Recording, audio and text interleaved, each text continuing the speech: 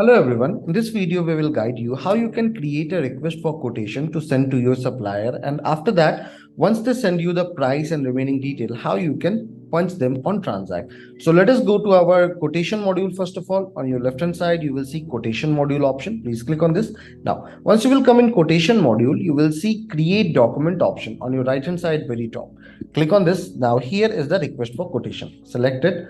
This is the request for quotation page where all the details, the buyer detail is coming from your settings module. The document number is on auto, so it is coming here. Now you need to mention the delivery date when you want a delivery. So I will just put a date here and the bidding date. Payment term also you can put. Now you need to select the company name. So I will select two of my supplier to whom I am sending this particular request for quotation, and I will just select the name. So I want butterfly valve and I want cylinder valve.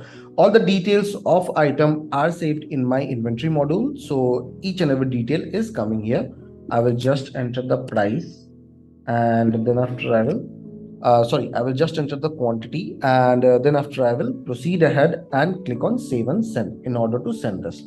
Now, once I will send this request for quotation, please check this is how your request for quotation will look like. Now, going below, once you will receive the price and detail from them, you need to punch this quotation. So click on punch quotation.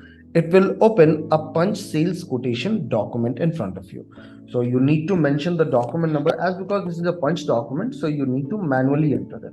So I will just put SQ number. Now going below, you can define the payment term, and these are all the details. Now you need to mention the price. So I have got a price, and I will just mention it along with the taxes.